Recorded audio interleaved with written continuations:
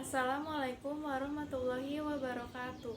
Perkenalkan, nama saya Anggia Gidia Putri, absen 3 dari kelas 10 BDP. Pada video ini saya ingin mempresentasikan materi IPA tentang pencemaran limbah.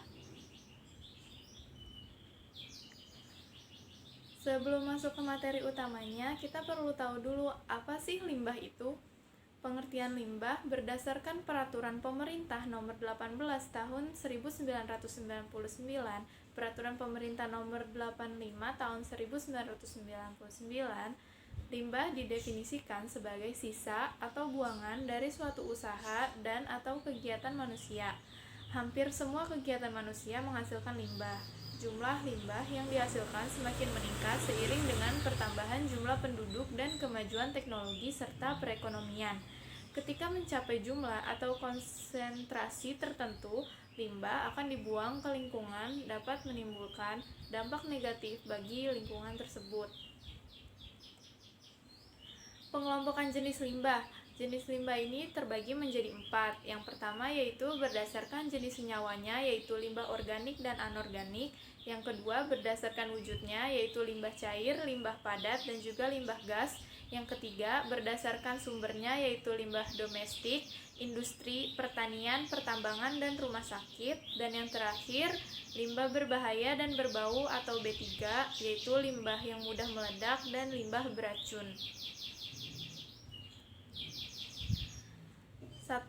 Limbah berdasarkan senyawanya. Yang pertama yaitu ada limbah organik. Secara kimiawi, limbah organik adalah segala limbah yang mengandung unsur karbon yang meliputi limbah dari makhluk hidup seperti kotoran hewan dan manusia, sisa makanan dan sisa tumbuhan mati, kertas, plastik, dan karet. Yang kedua yaitu ada limbah anorganik. Secara kimiawi, limbah anorganik adalah limbah-limbah yang tidak mengandung unsur karbon seperti bahan-bahan logam yaitu besi, aluminium, tembaga, dan lain-lain, kaca, pupuk anorganik yang mengandung unsur nitrogen dan fosfor. Yang kedua ada limbah berdasarkan wujudnya. Yang pertama, limbah cair. Limbah cair adalah segala jenis limbah yang berwujud cairan, baik yang berupa air beserta bahan-bahan buangan lain yang tercampur atau tersuspensi maupun terlarut dalam air. Limbah cair dapat diklasifikasikan menjadi 4 kelompok, yaitu limbah cair domestik, limbah cair industri, rembesan air dan luapan, dan juga air hujan. Yang kedua ada limbah padat.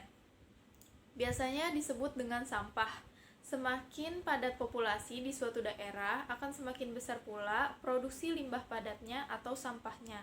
Limbah padat atau sampah merupakan istilah diklasifikasikan menjadi 6 kelompok, yaitu 1. Sampah organik mudah busuk atau garbage.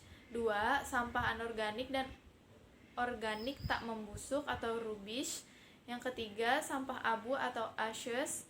Yang keempat, sampah bangkai hewan atau dead animal, sampah sapuan, street sweeping, dan sampah industri atau industrial waste. Yang ketiga ada limbah gas. Limbah gas biasanya dibuang ke udara. Di udara terkandung unsur-unsur kimia seperti O2, N2, NO2, CO2, H2, dan lain-lain.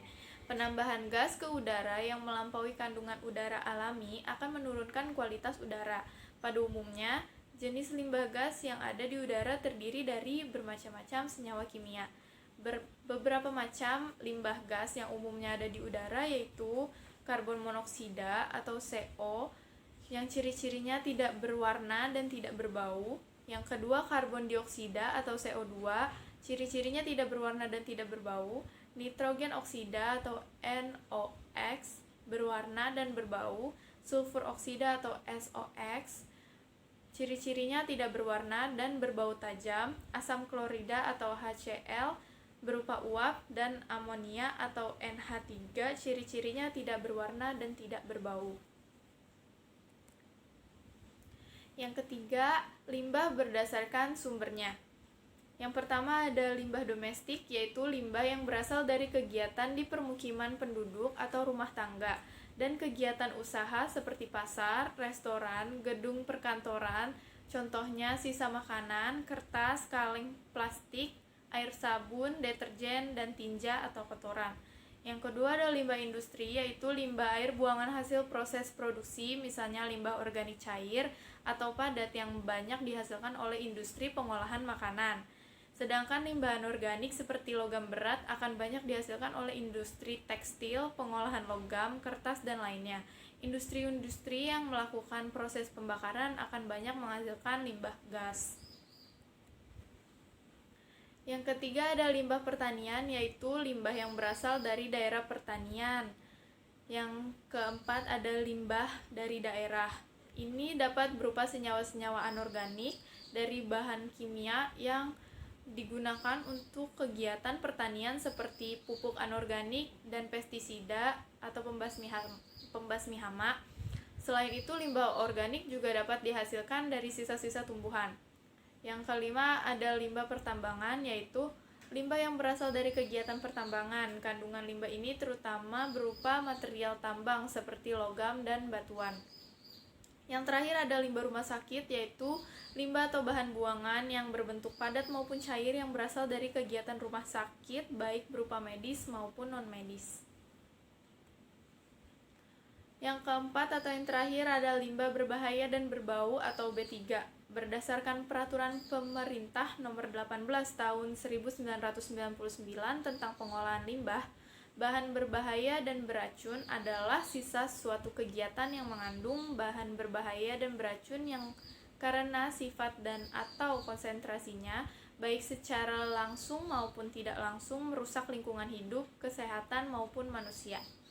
Karakteristik limbah B3 yaitu limbah mudah meledak, limbah mudah terbakar, bersifat reaktif, beracun, menyebabkan infeksi, dan limbah bersifat korosif. Sekian presentasi saya mengenai pencemaran limbah. Kurang lebihnya mohon maaf. Wassalamualaikum warahmatullahi wabarakatuh.